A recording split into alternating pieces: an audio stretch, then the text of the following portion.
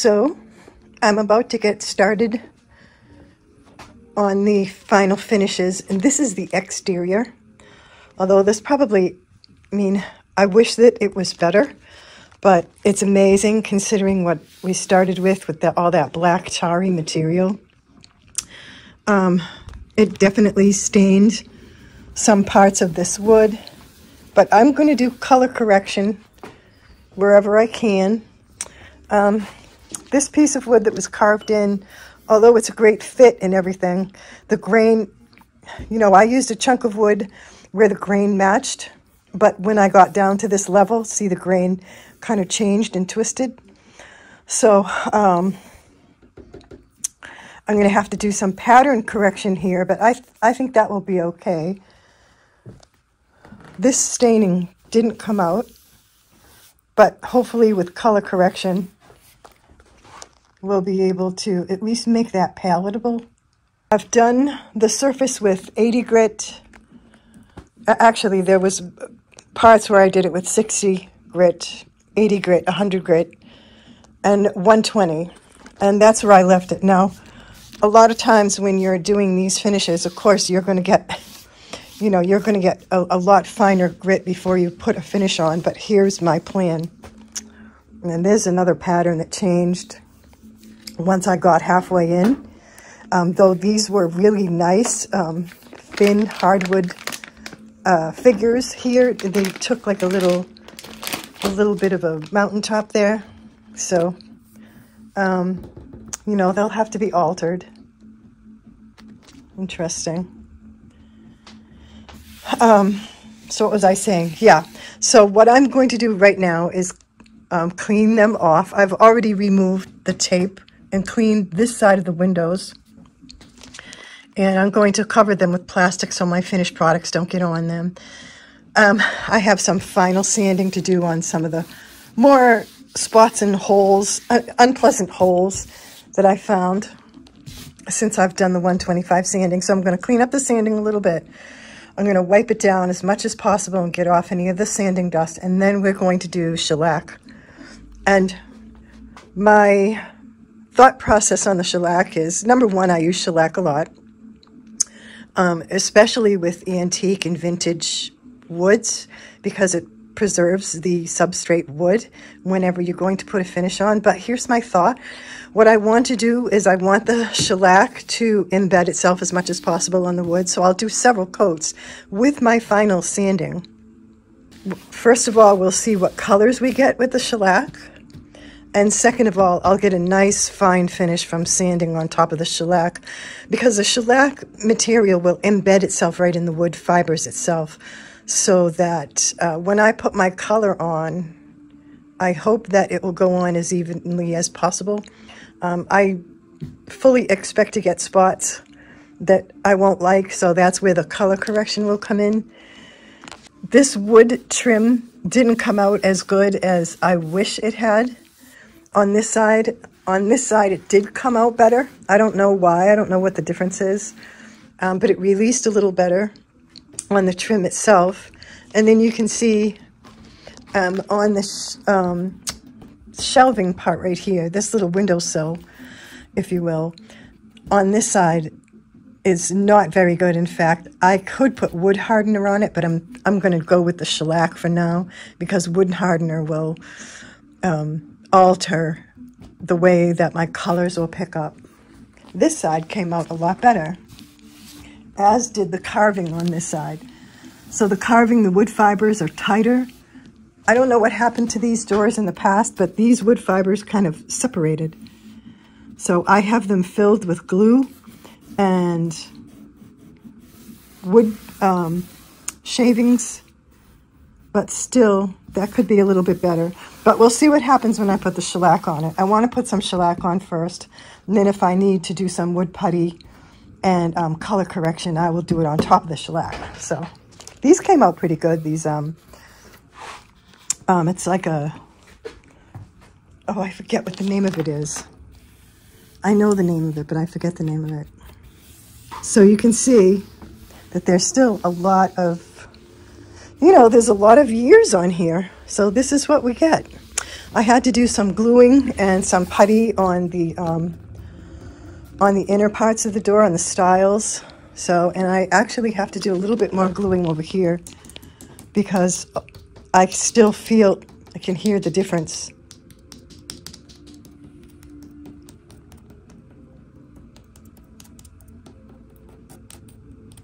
There's a spot right here that's loose, and there's a spot right there that's loose. So we're going to get some glue on that. It's a little separation in there. So I have to squeeze some glue in there. Yep, and I have to do some more sanding in here. So yeah. At least these parts of the finish will last.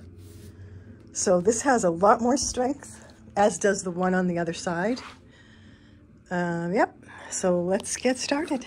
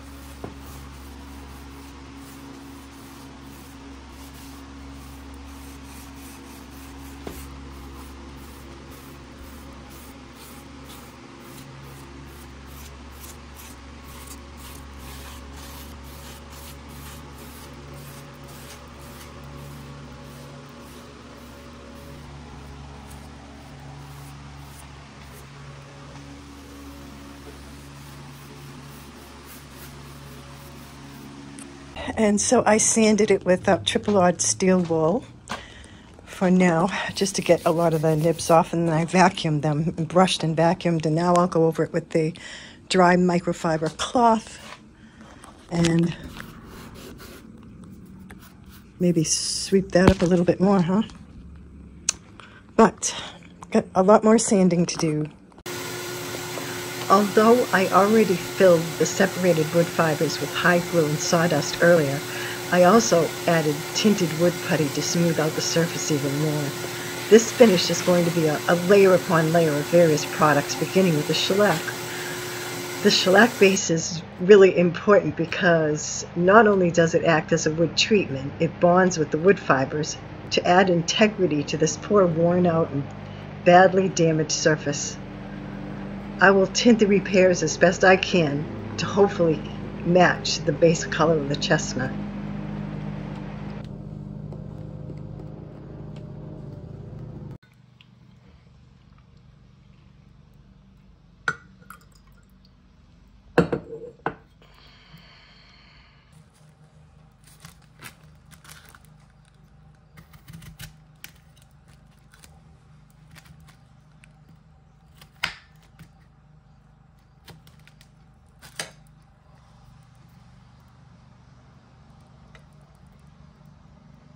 So today we're going to do some correction here. I mean, this feels nice and smooth. This is 2 coats of shellac, spray shellac. So what I'm going to do is I'm going to mark this out so that I don't affect the rest of the wood. I'm just going to work on this, a few of the putty fillings. And I should say a few, there are many, many putty fillings. And then down here, of course, we have, you know, some putty fillings, plus we have another carving in here that we have to do some correction on. And these are all filled, and it feels pretty nice. So, yeah, I'm going to work on doing some color in these wood fibers that have come apart. And doesn't that look pretty good, huh, compared to what they looked like at first? And that's just 2 coats of shellac.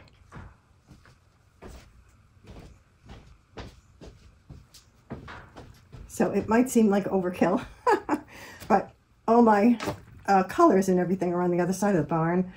So what I did was I brought over a bunch of things just in case I need them, so that I'm not walking back and forth looking for one particular thing. We're going to change to doing the liquid shellac in a can. I have an old can that I'm going to use for some of those carvings. And some of the colors I brought over is the walnut wood tone. Now I'm thinking that that's what I'm going to start with on those very white looking carvings, because I just want to bring up the color a little bit, and then it'll probably be too brown, so I can warm it up later. I'm not really worried about that. I also have a little medium mahogany dye stain. I have some waxes to fill any holes that I find. There's some more waxes. This is just a powder that I can put in the shellac for a basic color. I have other colors, but this is warm orangey color. It's burnt umber. So it's a nice, rich, reddish color that the client had sent me a picture that they're looking for. I also have these things too. These are pretty cool. I've used these a little bit. It's actually a wood filler, but they have all different colors, and these are really handy. My oldest son gave me these in a bunch of other things, and the touch-ups and everything, all different kinds of touch-ups for Christmas last year, so that was really helpful. So I have a good head start. The first thing I'm going to do this morning is to tape off those carvings and spray it with a little bit of this walnut wood toner. So let's start with that.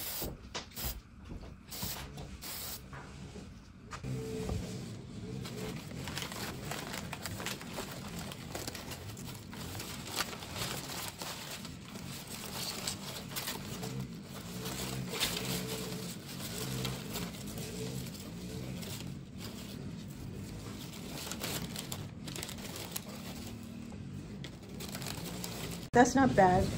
I sanded a lot down here, so I'm going to give it a little bit of an overall spray in that general area. They're cutting the woods out there.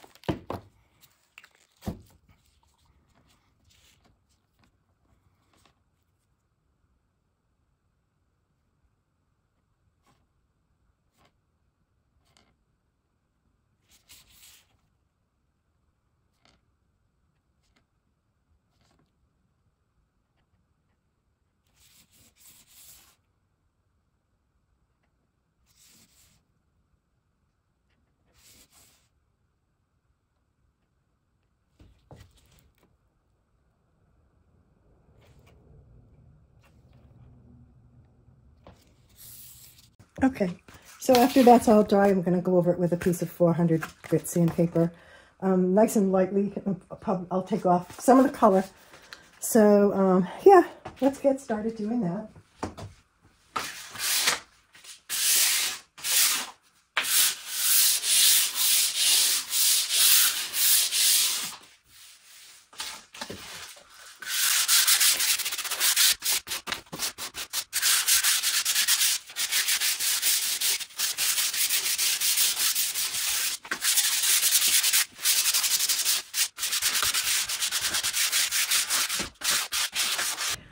Okay, so I've wiped both the doors down, took the sanding dust off of them, and I'm going to mix together a little bit of denatured alcohol with some of my raw umber pigment, and then I'm going to mix it in with the shellac because the alcohol and the shellac bond together very nicely. That's what the shellac is anyways, from the lac bug, and it's mixed with alcohol in different weights. So I just wanted to explain that my method of doing color is to layer one color at a time with these restorations. Some people might choose to mix different colors until they get one color that they like, and that's fine. It's a matter of preference, I think. But the way I like to do it is to start with one color and then see what I get. And then if I need to warm it up, you know, I add a little bit of warm color. If I need to tone it down, I can do the opposite. So in these doors, where they're so stained, some parts are very yellow, some look green, some are pink. So, but my thought is to just, let's start with one color. I want a warm base, and I want to get some deep shellac. You could also use the ruby shellac that has already a red tint to it. It's like it's the natural shellac, because the clear is when they remove the color. So ruby shellac or garnet shellac has a lot of warmth to it. So I could have done that, but I had this shellac already. Rather than go out and buy something totally different, I figured I'd use what I had, just as usual, try to save a little bit of cost. So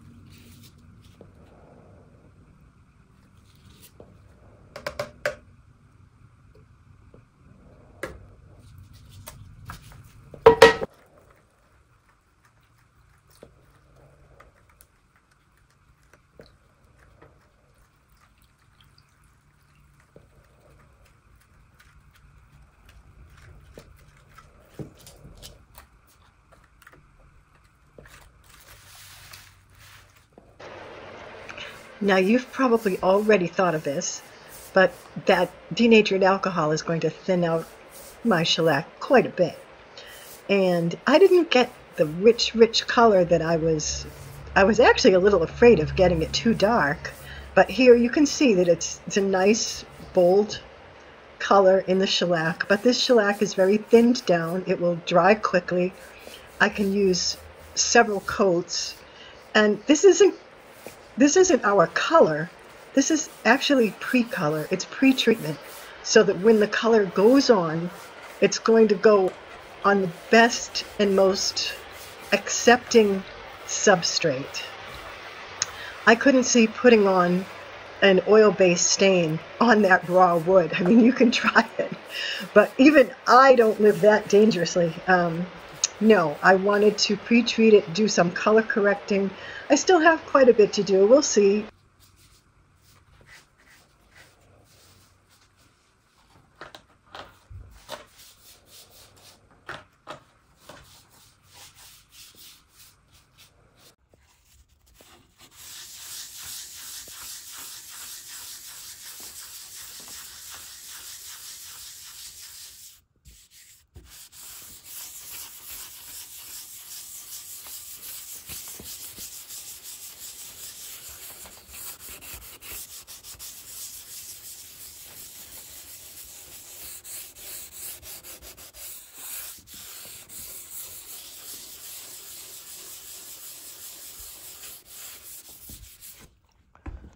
The color on that is pretty much perfect.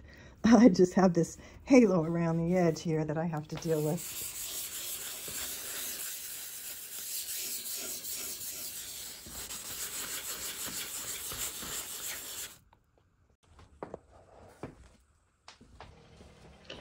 After that light sanding, I'm putting on my first coat of the regular clear shellac that hasn't been thinned. It's basically right out of the can. And I don't mind here putting it on with a brush. Sometimes I'll use a sponge, but they break down pretty fast in the shellac. And I have way too much geography to go through sponges like that. I'm being careful to make sure that I get a lot of the shellac all around that carving.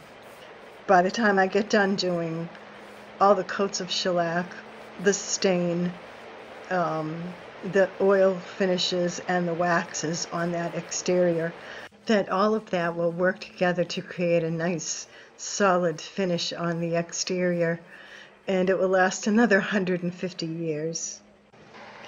So after doing this clear coat, I actually go around all the different spots and do more color correction with my color pens. And I used 2 different colors. The first is a reddish color like the door, and then I took a deep brown one and went over it with the brown.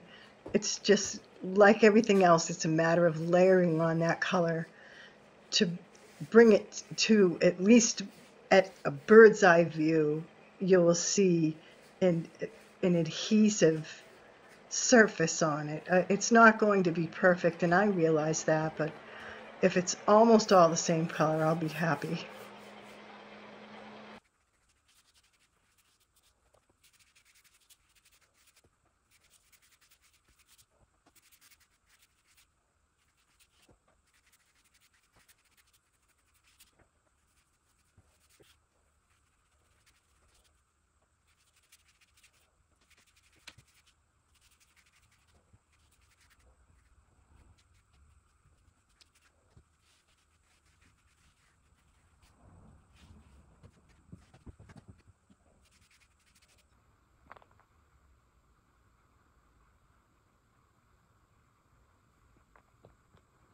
Waiting for shellac to dry so I can put my color on. So this morning I have the 4-aught steel wool, and that's the finest, well, the finest in this brand. And so I'm going to go over this finish. It feels really good. And then I'll be able to put my first dose of color on.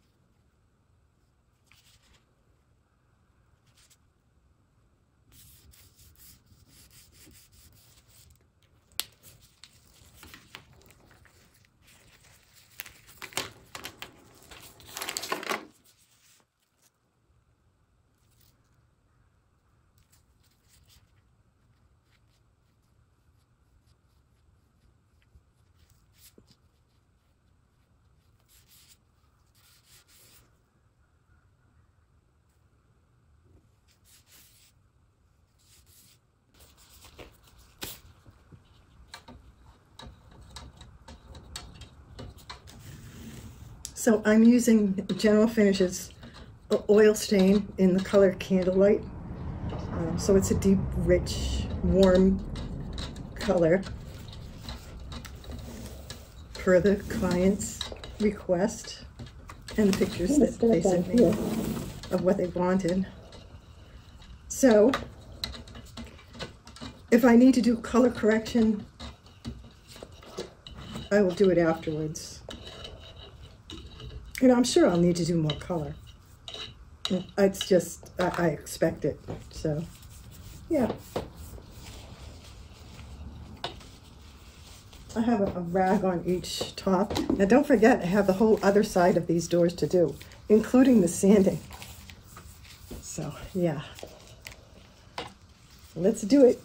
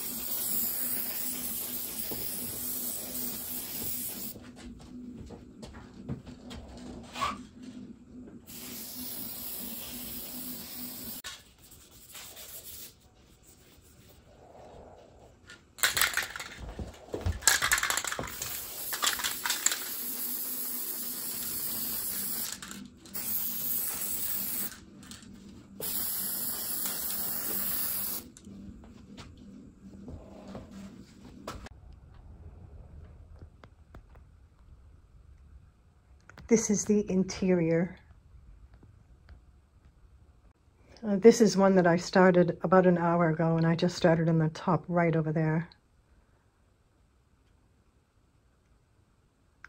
And I'm not going to show a lot of progress, but what I'm going to do is take a lot of before pictures. Well, not before, but this is before fine sanding and after the bleach and the stripper.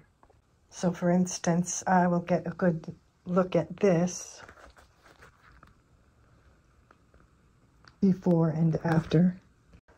And so this is sanding with, I started with 80 grit, but that wasn't really doing it. It's just so marked up and so beaten up. I went to 60 grit, and I've done this with the 60, and I've started this panel. And I did this panel. This was really, really stained, and I probably should have taken a photo of it. But I'll photograph the rest before and after.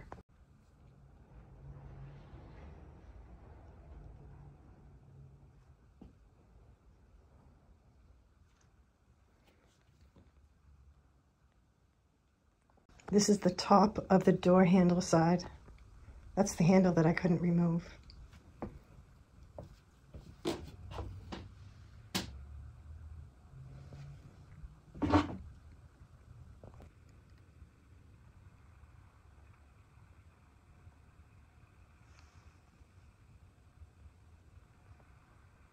So I'm getting ready to do the interior. Actually, I've started the interior doors, and I'm going to fill some of the holes with powder putty and a little bit of burnt umber pigment. I'm just going to mix enough, hopefully, to fill the door. If not, I'll mix some more. But I shouldn't need too much. I'm just filling some little small holes.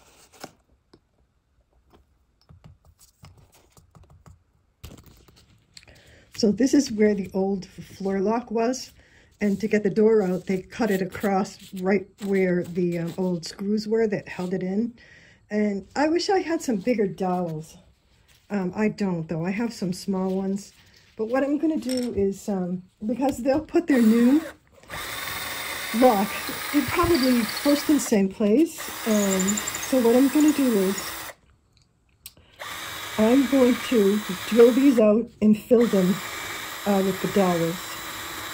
And it's not going to take up the entire space of it, but will take up most of it. Now the rest I will fill with some not wood putty, but the epoxy putty, because that will be a nice solid fill.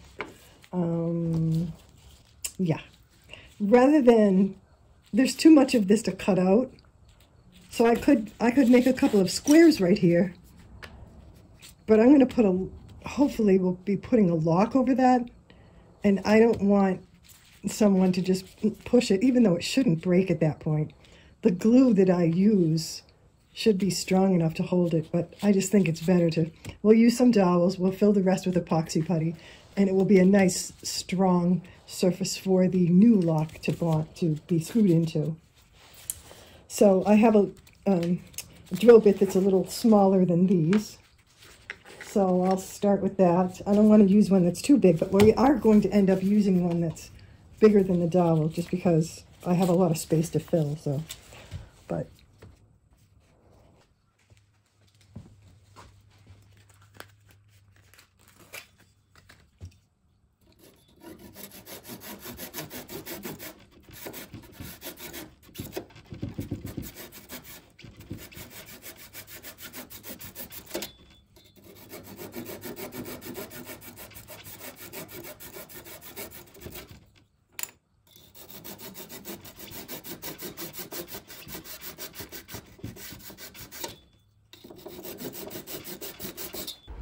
here we are at the mill, picking up the new piece of trim, but it's a rainy day.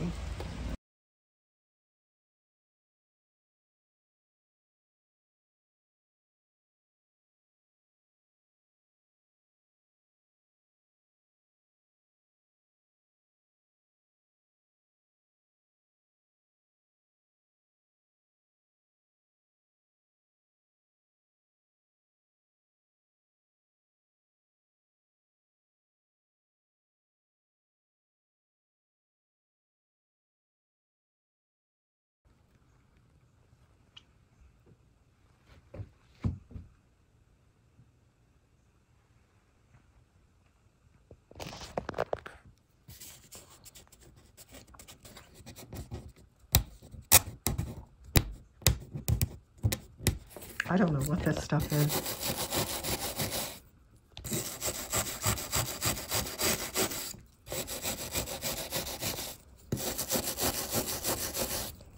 I mean, you can feel it. It's a hump of something, but that's what happens when I sand it. I sand it and it comes into a big pile. Here's another one. It's just hours and hours of sanding and getting this goopy stuff. This is the interior, not the exterior. Look at that, huh? And look at my sandpaper. That's 60 grit. This is all goopy stuff. It's been stripped, it's been bleached, and sanded. So I've done a lot of sanding, and I got a lot of the scratches out. And I'm still working on the discoloration, but for the rest of the scratches that are really deep, I have my iron going, and I'm going to try to put some moist heat on there and see if I can raise them up a little bit and then re-sand. And that will probably be the best that I can do as far as releasing those scratches. So let's try that. Okay, so I got as many stains out as I could. Used 60 and 80 grit with a palm sander, and I've wiped everything down, dusted it off, covered it, or wiped it with mineral spirits, I'm sorry. I'm waiting for that to dry. I wetted the floor, and I will shut my door before I do some spray shellac. Now, you might ask me, why am I doing spray shellac now when I have more sanding to do? Well, here's why. These doors are so dented and marked and stained. I used my hot iron to try to get out as many scratches as I could. This was as good as I could get on this. You can still see that there are quite a bit of scratches left. It's like, the scratches actually are gone, but these are almost scooped out, so that's as good as it gets. But all the scratches that were there are gone.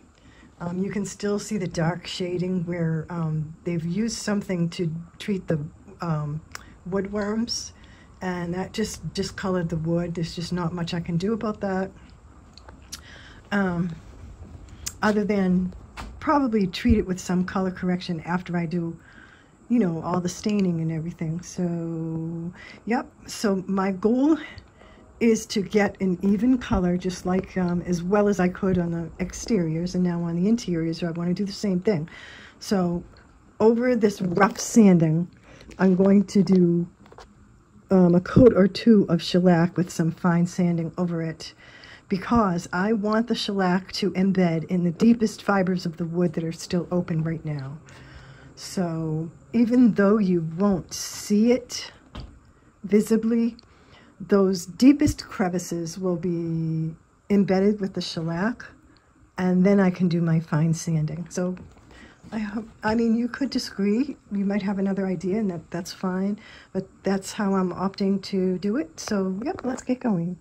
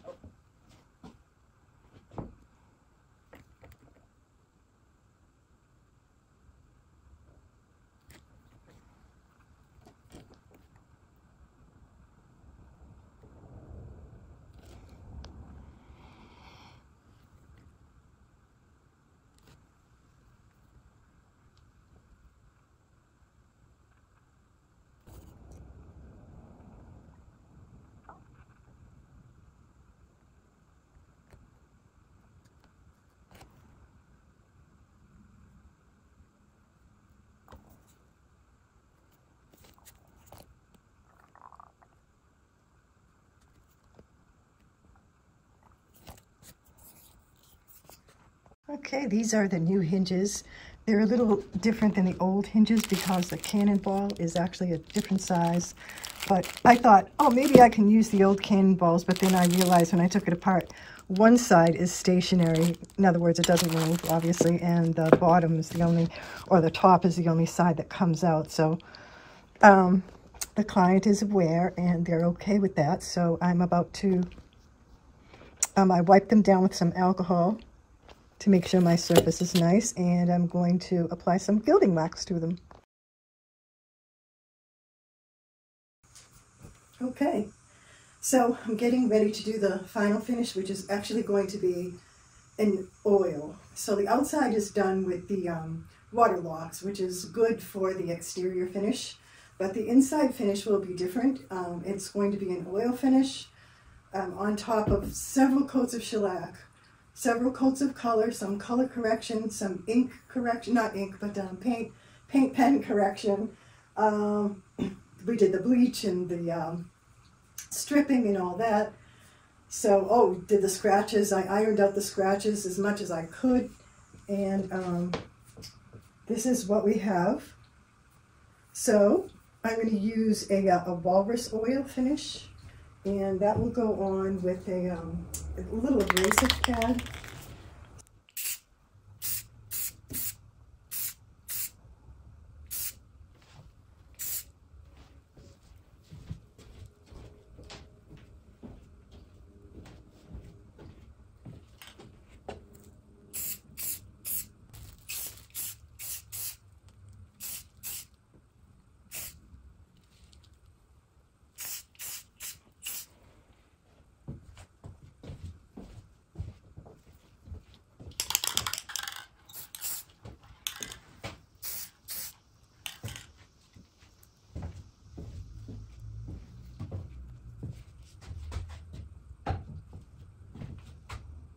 Okay, so I'm using the Walrus Oil and a nice soft pad to put it on.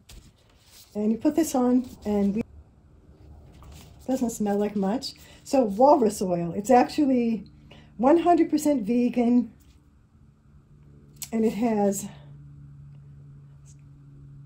safflower oil, tung oil, hemp oil, and lime oil.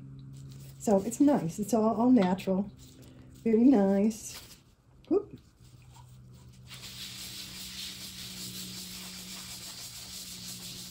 I have to get in a spot where I can actually see it.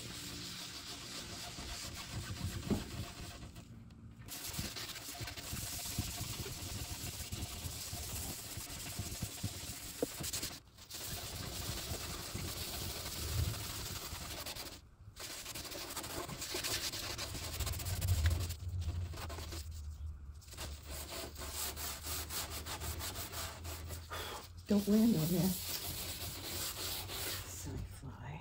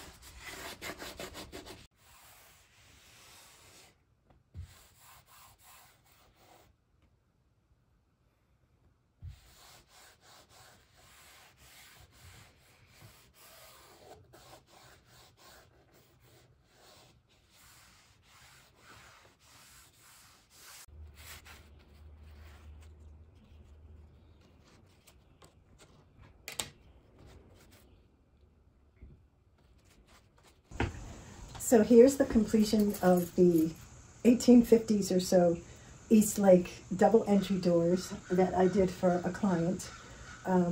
They came in with a lot of damage. It had the black, thick, tarry paint, asphaltum on the outside. And that was the biggest challenge. Another big challenge, and I don't know which one is bigger, is the actual height of the doors. So it was really challenging for me to work on these doors. Now, to do the finish of it with the hinges, I actually had to ask for help. So I had somebody here for like almost 3 hours just to do the hinges. And mainly just because it just took 2 of us to see it, and I had to recarve it in places. So these are chestnut doors, very rare.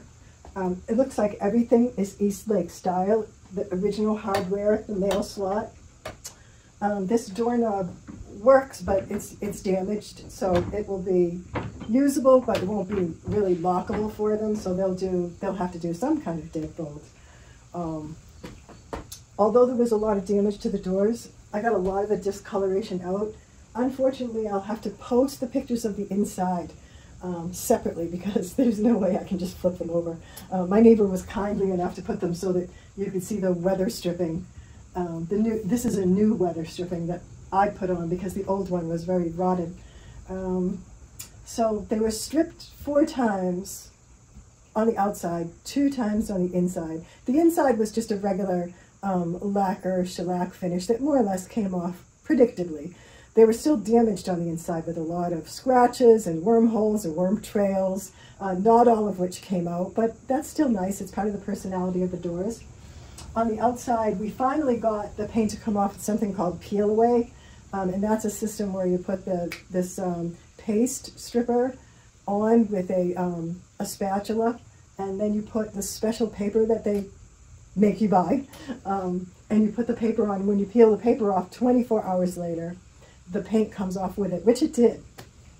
There were a lot of stains left underneath, but really with the staining, which was General Finishes Candlelite, really pretty. The clients wanted a reddish orangey finish, so and they were happy with it. This chestnut has a lot of personality. These carvings are beautiful, really beautiful. Just I think you can see the pegs construction right here, really nice. Yep, but this was white ash, but we got a pretty close finish. It fits really well as far as, it's got a lot of variation in the pattern of the fibers, so it matches up well with the chestnut. This is a, I say it all the time, and then when I'm on camera I forget. So I think it was 10 weeks and about 58 hours of work. So yeah, glad it's finished. Can't wait for the clients to come and pick them up and hope that they like them. And they said they would take some pictures from outside and inside the house, and I'll probably be able to put those on Instagram, so hopefully you follow me over there. Thank you for coming through this refinish with me, restoration really, of these 1840 to 1860 Eastlake chestnut double entry doors. So yeah, have a great rest of the weekend, and I wish you all good and beautiful things. Take care. Oh my God. That's where all the black paint was.